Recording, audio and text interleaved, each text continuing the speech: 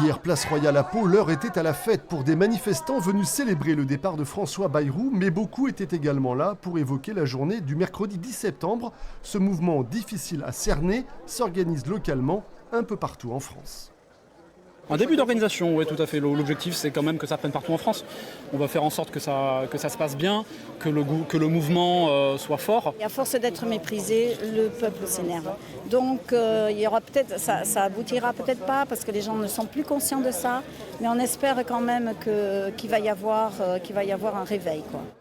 Pour le moment, quelques rendez-vous sont d'ores et déjà annoncés. À 5h du matin, au parking du Zénith, pour mener des actions ciblées encore à définir. Puis un rassemblement à 14h, place Verdun, avant un banquet populaire à 18h, encore place Royale. On ne sait rien, on va voir ce que ça donne.